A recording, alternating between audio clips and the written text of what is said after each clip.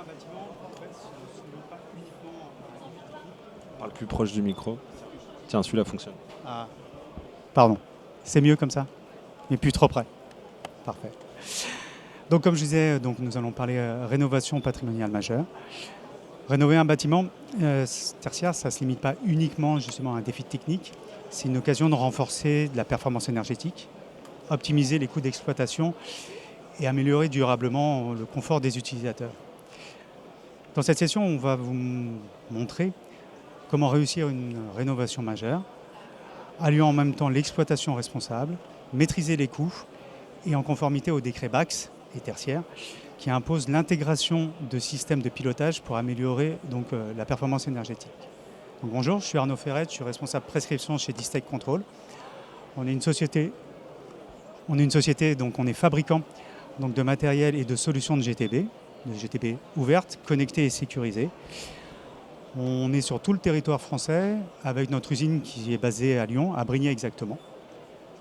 Et donc depuis 30 ans, en fait, on tente de rendre les espaces plus intelligents, plus sûrs et plus durables qui répondent justement aux besoins des utilisateurs finaux. Je suis accompagné aujourd'hui de la société Powesco, de Geoffrey et de Jean-Philippe. Je vous laisse vous présenter. Bonjour, Jean-Philippe Leroux, expert GTB. J'ai participé à cette rénovation de bâtiments en termes d'études et de réalisation des travaux. Bonjour à tous, je m'appelle Geoffrey Mittelstadt, je suis VP en charge d'une verticale métier, qui est l'ESCO, et aussi du développement des grands comptes, chez Powesco. Et puis peut-être en introduction, je peux commencer par vous dire un mot sur Powesco, notre activité. Donc Powesco, nous sommes un opérateur global de la transition énergétique. Nous sommes un jeune acteur, puisque la société va fêter ses 1 an le mois prochain, en mars prochain. Et nous sommes donc issus du groupe Enerlis, qui lui opère depuis 2013 sur le marché de la performance énergétique. Et nous avons donc pour ambition, la création de Powesco, c'est de faire partie des leaders du marché français de l'ESCO. Et donc l'acronyme d'ESCO, c'est Energy and Service Company. Donc pour cela, on s'est associé à un partenaire financier qui s'appelle White Summit Capital, qui est un fonds d'investissement d'infrastructure avec qui on a bouclé l'une des plus grosses levées de fonds de notre secteur d'activité en 2025, puisqu'on a clôturé une levée de 150 millions d'euros pour financer la rénovation énergétique chez nos clients. Donc finalement, le modèle ESCO, qu'est-ce que c'est ? C'est au travers d'un contrat de service, c'est concevoir, réaliser et financer des opérations de rénovation énergétique et technique, avec un engagement sur le résultat. Et surtout, l'idée, c'est de maintenir au travers de ce contrat de service ces résultats dans la durée, donc sur des durées qui vont de 5 à 10 ans. Et c'est rendu possible par une organisation assez singulière qu'on a mis en place au sein de la société, puisque nous faisons partie des rares acteurs français à être 100% intégrés sur l'ensemble de la chaîne de valeur des projets de nos clients.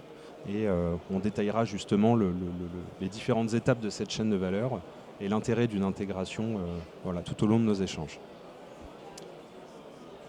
Merci pour cette présentation de Powesco. Donc le sommaire, on va présenter la définition et les enjeux d'une rénovation patrimoniale majeure. Après, on donnera un cas concret, le Clever, qui est un bâtiment sur lequel que nous avons réalisé justement avec Powesco, et les différentes étapes clés que l'on a dû suivre. Et surtout, l'intérêt, c'est le retour sur investissement, le retour d'expérience que l'on a, parce que cette solution a été mise en place il y a plus de 2 ans maintenant. Donc on a toutes ces réponses. Et si on a le temps, ce sera des questions-réponses après. Donc, en préambule, la rénovation tertiaire, c'est une opportunité stratégique, ce n'est pas uniquement technique. Les enjeux, on en a mis quelques-uns, naturellement qu'il peut y en avoir beaucoup plus, mais c'est la performance énergétique, la maîtrise des coûts d'exploitation, le confort et l'attractivité des bâtiments, la conformité réglementaire, s'assurer aussi que les locaux soient toujours loués. Donc à partir de ce moment-là, la maîtrise d'ouvrage va vraiment se poser la question sur son bâtiment, qu'est-ce que je fais de mon bâtiment ? Donc la première des choses, c'est la définition et les enjeux. C'est quoi une rénovation majeure dans le bâtiment, surtout tertiaire, principalement tertiaire.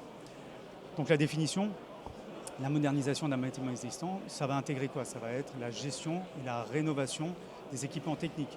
Naturellement, la partie chauffage, ventilation, climatisation, les éclairages, la supervision, l'exploitation et le pilotage énergétique, tout ce qu'on appelle donc le SME, le service de management énergétique.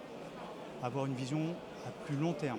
Naturellement que l'objectif, c'est de valoriser l'actif et à accompagner le bâtiment pendant toute sa durée de vie. Quand est-ce que c'est nécessaire? Forcément, quand le bâtiment est énergivore, quand il y a une obsolescence technique, comme il est vrai en ce moment, il y a pas mal de choses qui changent. On le voit bien avec tous les équipements que l'on peut avoir autour de nous, les PC, les portables. La GTB en fait partie naturellement aussi. Avoir aussi la valorisation du patrimoine. Il y a une grosse rénovation. On voit bien qu'aujourd'hui, dans le neuf, il y a beaucoup moins de neuf qu'il y a quelques années. Donc il y a une rénovation de tous ces bâtiments et d'amener beaucoup plus de services, des évolutions de la demande aussi. Quand on rentre dans un bâtiment, on attend que ce bâtiment soit conforme technologiquement, mais aussi conforme à la partie réglementaire, qui est l'une des plus importantes. Et c'est pour ça aussi, Geoffrey, si tu peux nous parler un petit peu donc, des réglementations et de la partie BAX, tertiaire et BAX, pour avoir les grandes lignes. Oui, effectivement, en France, on a un contexte réglementaire qui est dense, qui pèse sur les acteurs de l'immobilier. Voilà, je ne vous apprends rien, on est les rois de la norme, on est les rois des différentes réglementations. Parfois, on s'y perd et ça coûte cher. Donc, finalement, le fil rouge, c'est le décret tertiaire que maintenant tout le monde connaît plutôt bien, qui impose de faire des économies d'énergie à horizon 2030, 40 et 50. Est venu se rajouter le décret BAX, donc pour mettre en conformité l'ensemble des GTB et des régulations du parc immobilier français. Et vous avez d'autres thématiques aussi énergétiques annexes annexes à notre sujet du jour qui sont concernées. Le développement du photovoltaïque avec la loi APER qui impose la solarisation des parkings extérieurs. Et vous avez aussi la loi LOM qui impose donc l'installation de bornes de recharge pour véhicules électriques sur les parkings intérieurs et extérieurs. Donc finalement c'est un cadre qui est assez dense, qui va demander de mobiliser des investissements importants et de mobiliser des capex importants sur des durées courtes, puisque finalement sur une durée de 10 ans, on a les différentes échéances de ces réglementations qui vont se déployer. Donc entre 2020, le début du décret tertiaire, et 2030, voilà, ces 4 décrets et lois vont entrer en vigueur. Donc comme je vous le disais, des montants d'investissement importants dans des durées courtes. Et c'est en cela où finalement notre méthode de travail aussi répond à un besoin de marché, puisque tous les acteurs n'auront pas la capacité d'investissement pour se mettre en conformité dans les délais. Donc soit par manque de trésorerie, soit par une capacité d'endettement qui est déjà grévée par l'activité du cœur de métier. Donc c'est aussi en cela où le modèle ESCO et notamment la brique de tiers financement et de préfinancement des opérations répond à un besoin de nos clients qui est finalement de se mettre en conformité dans un délai très court, tout en respectant des enveloppes budgétaires qui sont elles-mêmes étalées dans le temps. Donc voilà pour la partie réglementaire. Et sur la partie technique, Jean-Philippe, tu as peut-être un petit mot aussi à rajouter? Oui, ce projet est basé sur des études classiques avec des démarches diagnostiques APS, APD, etc. Et c'est soumis donc à un fil rouge qui est normatif et qui est imposé par le décret BAX. Donc les items choisis et qu'on déroule dans nos méthodologies sont normatifs. Voilà. On remarque, selon aussi l'Observatoire du BAX et du GIMELEC, que plus de 45% des bâtiments équipés en GTB sont déclarés non fonctionnels ou mal fonctionnels. Donc ça va être plus sur la côté maintenance. On va se retrouver justement avec des solutions, hélas, mises en place, mais sur lesquelles le mainteneur ne va pas pouvoir travailler. Donc là aussi, il y a tout un travail à faire avec eux. Et donc, on se rend compte que le fait que ce soit non fonctionnel, ça va être plus dû à un défaut de conception, ou une conception peut-être faite hâtivement, et surtout à une exploitation derrière. On se retrouve parfois avec des problématiques techniques sur les produits, mais généralement, le produit fonctionne, même si c'est une ancienne génération. Et si je peux rebondir là-dessus, justement, ce qu'on voit souvent sur la partie GTB en particulier, c'est que bien souvent, on n'a pas de lot spécifique à la GTB dans les programmes de travaux. Le lot GTB est bien souvent laissé aux entreprises qui font de la CVC, parce que c'est le gros poste qui est à réguler. Et c'est souvent une erreur de ne pas laisser justement ce lot GTB à des spécialistes. Et c'est ce qui, voilà, justement, peut créer des frictions entre la conception et la réalisation que tu évoquais. Tu veux rajouter quelque chose? Oui, je reviens sur les items, les 7 items du BAX, en fait, qui sont beaucoup des items CVC. Et donc le métier du CVC est très important énergétiquement. Donc le chauffage, l'eau chaude sanitaire, le refroidissement, l'éclairage, la ventilation et la couche supervision d'exploitation et qui est obligatoire avec le décret BAX. Donc ça, c'est le fil rouge en fait qui nous permet d'atteindre ces projets et de dérouler ces projets. Pour justement réussir une rénovation réussie, naturellement, il y a plein d'acteurs. Donc là, c'est les acteurs clés que vous connaissez déjà. Naturellement, il y a le preneur, le propriétaire, l'investisseur, qui parfois ne font aucun. Le property et l'asset manager qui vont avoir en charge justement de mieux gérer tout le bâtiment. L'exploitant et le facility management qui arrive souvent, hélas, après. Il faut naturellement s'adosser à des bureaux d'études techniques. Souvent, on va trouver un contractant général qui va essayer de proposer une solution globale mais qui ne rentre jamais dans les détails. On trouve de plus en plus d'AMO. Le métier devient de plus en plus technique. Les foncières et les clients finaux veulent avoir vraiment une connaissance et une compréhension de ce qu'ils vont acheter et surtout de ce qu'ils vont avoir dans toute la durée du bâtiment. Donc on voit de plus en plus d'AMO techniques, souvent seuls, voire il y a aussi des entreprises, bref. On va voir les aménageurs aussi qu'il faut prendre en compte aussi dans ces acteurs et naturellement donc le partenaire intégrateur, sans oublier le fabricant que je représente aujourd'hui. Donc là, c'était vraiment pour donner une vue d'ensemble. Donc là, on va rentrer vraiment dans les étapes clés d'une rénovation réussie. Donc on a travaillé avec justement avec Poesco et justement le client final qui était Cefal et Praemia sur le Clever, qui est donc un bâtiment qui fait 23 000 m², qui a un ensemble qui a été construit entre 2000 et 2016 et rénové en 2016. Et il y avait encore de nombreux problèmes. Donc il a fallu retravailler avec eux pour expliquer et retrouver justement une maîtrise d'œuvre qui puisse justement bien comprendre les problématiques afin d'améliorer justement le confort entre autres. Les espaces de bureau accueillent à peu près 3500 personnes. Il y a aussi un RIE et la GTB était très obsolète et énergivore. Sans oublier naturellement que maintenant ils étaient totalement, il y avait l'obligation donc des décrets tertiaires et des décrets BAX.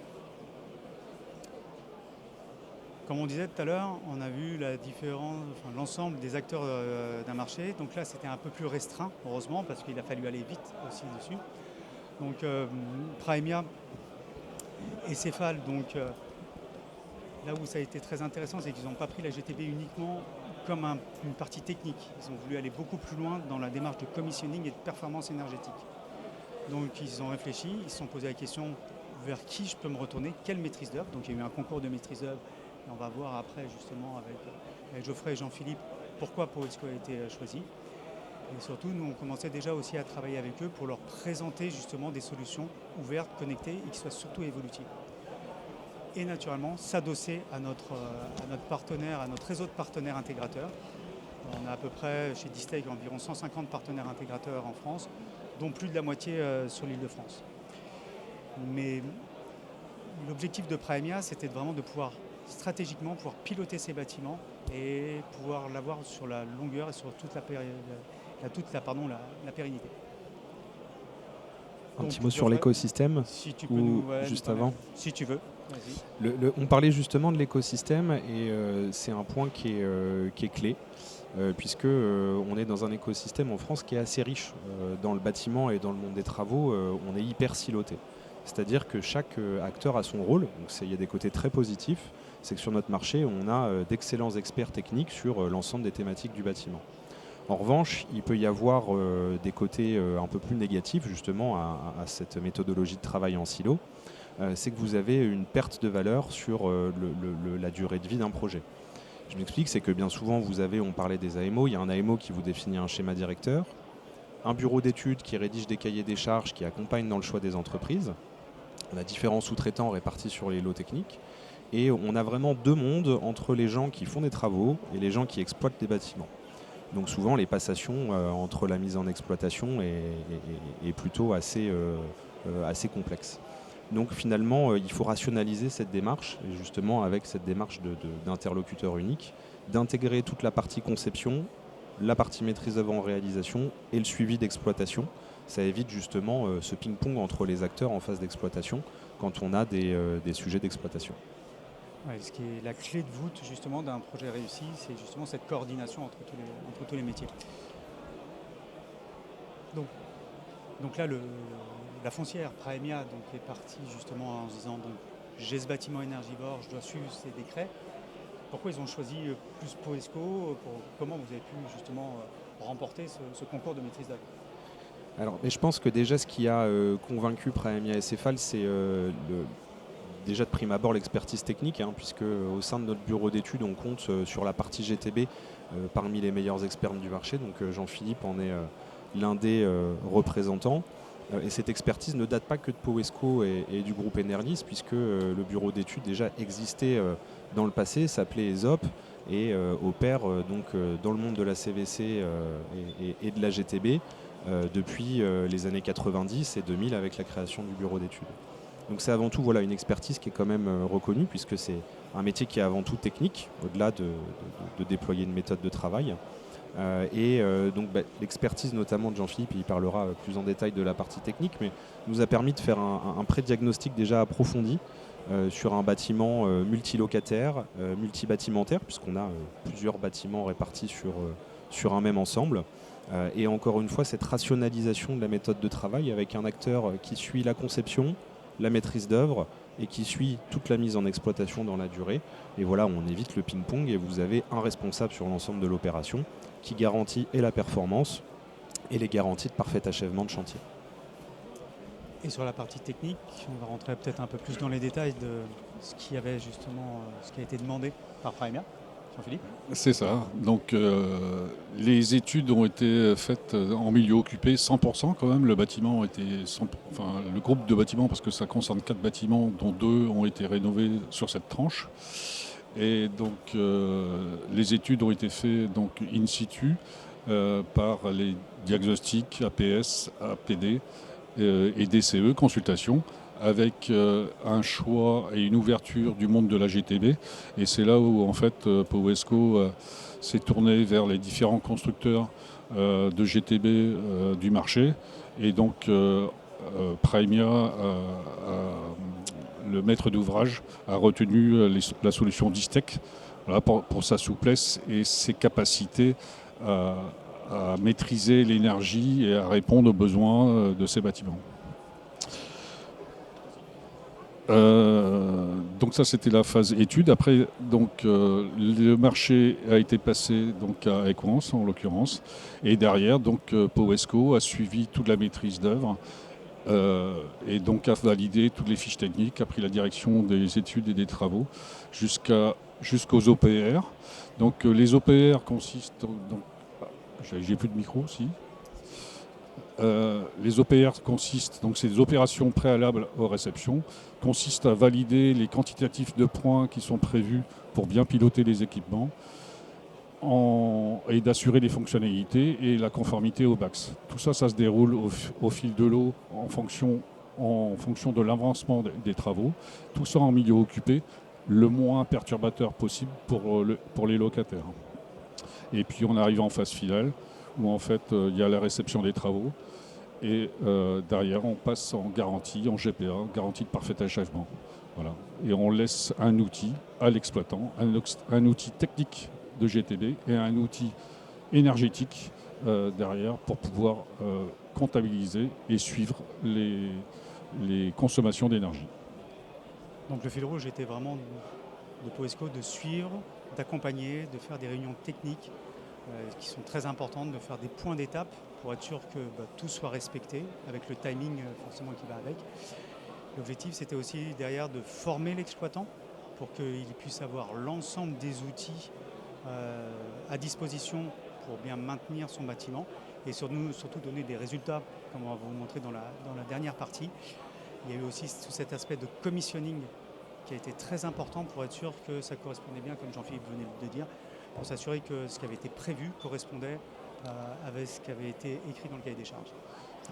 La collaboration des entreprises est primordiale et, pour mutualiser les compétences de chacun. Donc pour finir, ce qui est intéressant, c'est bien de montrer ce qui a été proposé, mais ce qui est encore mieux, c'est on parle du passé. C'est vrai parce qu'il y a eu un vrai retour sur investissement sur ce dossier, parce que c'est difficile de se dire on parle du passé pour se projeter dans l'avenir. Ça a été très, très calmement le cas ici. Pour une fois, donc, on a pu regarder en arrière pour aller encore plus loin devant. Donc à travers ce retour d'expérience, en fait, on voit que la GTB a un vrai levier justement d'efficacité énergétique et à apporter des solutions pour les utilisateurs finaux, parce qu'il y avait aussi des gros problèmes de confort. Il fallait déjà ce qui était une priorité, tout en pouvant faire des économies d'énergie. Et donc c'est pour ça qu'on a proposé aussi notre dernière gamme, qui est là depuis quelques années quand même, qui est la partie Eclipse, qui a permis justement de laisser à l'exploitant l'ensemble des outils et de travailler là-dessus. Et donc ce projet, donc là, plutôt ce retour sur investissement, Donc le résultat économique des économies d'énergie, c'est 35% sur facture, donc en rénovant en conformité avec le décret tertiaire et le décret BAX. Donc le résultat, c'est 35%, avec un temps de retour moyen d'entre 5 et 6 ans par rapport à l'ampleur des travaux qu'il y avait à faire. Voilà.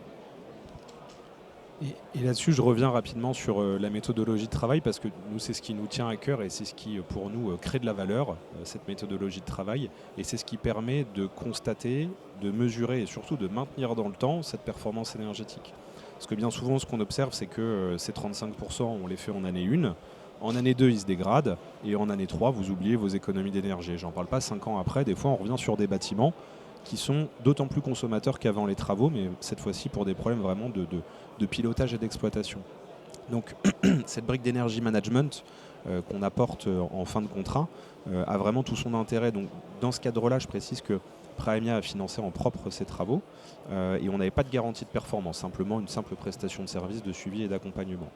Mais dans les contrats autres qu'on propose, on garantit financièrement ces 35% et on les maintient dans le temps, dans la durée du contrat. Donc avec des énergie managers opérationnels qui se déplacent sur site et qui vont accompagner soit le personnel technique de nos clients, soit le facility manager dans le maintien de la performance et s'assurer que les réglages qu'on aura mis le premier jour sont maintenus et correctement opérés pendant la durée de vie du bâtiment pour apporter bien sûr le confort nécessaire.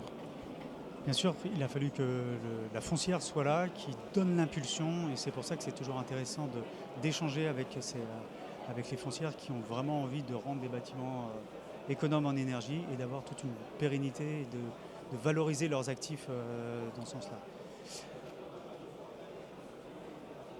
Et on va dire, et puis après, parce que c'est bien de faire 35% d'économie d'énergie, comme disait Geoffrey, mais c'est sur la durée. Donc forcément, nous, en tant que fabricants, à notre petit niveau, on va continuer à proposer des solutions justement aux foncières pour leur montrer qu'on peut aller loin dans l'exploitation.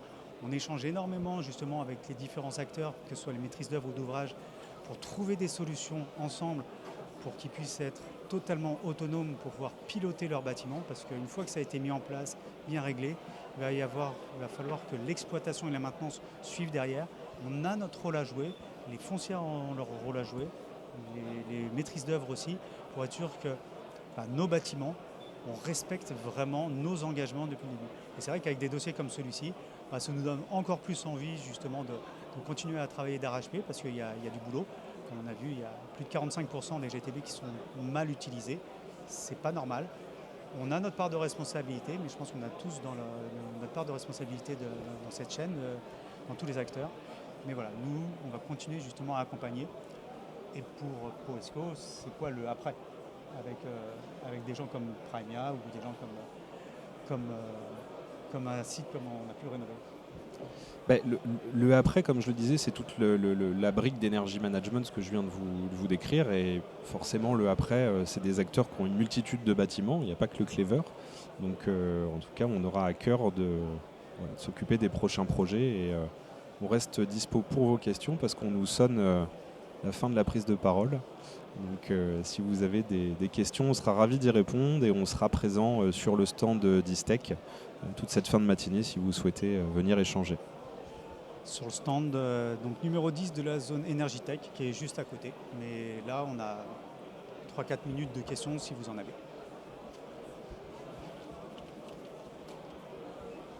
Bien sûr. Attention. Ça. Je lave mon casque avant, comme ça je m'écoute pas, j'utilise des bêtises. Juste avant de poser, j'ai deux questions, juste avant de poser de questions, il y a juste un petit souci, c'est-à-dire une petite phrase qui m'interpelle. Dans notre monde, il n'y a pas de GTB Lite, il y a une GTB. Voilà. Je pense que GTB Lite, il ne faut pas le... Non, c'était vraiment pour montrer, il y a de plus en plus, on parle de certaines GTB Lite, là c'est là où la foncière nous a bien dit, je veux pas quelque chose de light, je veux quelque chose qui soit périn dans le temps, Oui. c'est pour ça. Mais peut-être qu'on l'a mal expliqué. Merci de la remarque, Hamza. Non mais c'est hyper important et quand on parle de GTB Lite, c'est aussi light en prix. Parce que vous avez des GTB dorés sur tranche qui vont coûter très cher et vous avez des systèmes sans être light techniquement qui peuvent coûter moins cher dans leur conception et leur réalisation. Et voici mes deux questions. Sur une surface comme ça, est-ce que vous avez prévu ou est-ce que vous avez pensé à un banc d'essai? C'est-à-dire de montrer aux clients, on va prendre un ventiloconvecteur, on va l'équiper, on va prendre le logiciel, on va lui montrer comment on va faire, etc. Donc ça, c'est ma première question. Et la deuxième question, c'est, vous avez parlé de choix de solutions, qui est Distech, que je connais, que je travaille souvent avec Distech. Mais est-ce que ce choix était basé sur quoi? Sur la solution ouverte, sur la technicité, sur l'ensemble, ce qui offre Distech? Et voilà, donc ma deuxième question. Ok, je prends la main. Ok, la première question, donc c'est Un banc de test. le banc de test. Alors évidemment, 23 000 m², 100% occupé, on fait un banc de test. Ça fait partie des choses. On prend quelques bureaux terminaux, on prend la production et on fait valider la fonctionnalité en conformité avec le BAX réglementaire, mais aussi en termes de confort dans les zones plus ou moins mal desservies au niveau du CVC. Tout ça, ça s'adapte. La deuxième question, c'était Alors, juste pourquoi Distech? une petite précision aussi, on aimerait aller encore plus loin. Souvent, on demande, là, on est en train de faire un autre site, et là, c'est vraiment que de la rénovation très lourde. Nous, ce qu'on aime bien, c'est quand aussi la foncière puisse venir pour, alors, comme disait Jean-Philippe, sur les aspects techniques et même sur les aspects visuels d'une GTB. Comment il va pouvoir l'utiliser? Est-ce que ça correspond à sa charte graphique? Et là, ça veut dire que ça demande aussi à la foncière d'être vraiment très engagée. Elles ne font pas tout ça. L'ergonomie de la supervision, l'ergonomie des outils mis à disposition de l'exploitant et de la foncière est extrêmement important. C'est bien d'avoir de la data, mais il faut savoir la présenter. Et tout ça, ça fait partie des analyses fonctionnelles et donc des tests et des validations qui sont réalisées au cours de chantier. PowerSco, en tant que DET, Direction des études techniques, valide en phase d'étude d'exécution avant déploiement, valide toutes ces phases de travaux. Mais ce n'est pas souvent le cas, on va être très clair. Souvent, on est pris par le temps et on n'a pas le temps, alors que c'est un point hyper important d'impliquer tous les corps de métier, dont la foncière, justement dans la bonne réalisation. Et ta deuxième question, je ne vais pas y répondre parce que moi j'ai ma réponse, mais je vais laisser peut-être Jean-Philippe ou je vais en parler. Pourquoi Distech? C'est un choix technique. C'est un choix technique parce que Distech a une capacité à être intégré par beaucoup d'entreprises et a une capacité logicielle de répondre à des boucles fonctionnelles énergétiques qui offrent des possibilités et une puissance et une connaissance des intégrateurs. Et donc ça permet de vraiment répondre énergétiquement aux véritables besoins du bâtiment, sans aller au-delà, donc en maîtrisant totalement les flux d'énergie dans le bâtiment. Il y a d'autres produits qui existent, qui sont aussi compétents, mais qui nécessitent beaucoup plus d'énergie pour pouvoir atteindre ce résultat. La gamme Eclipse, je ne suis pas payé par Distech en disant ça, mais la gamme Eclipse correspond très bien à cette demande de marché. Voilà. Merci. Merci et bonne journée à tout le monde. Merci, au revoir.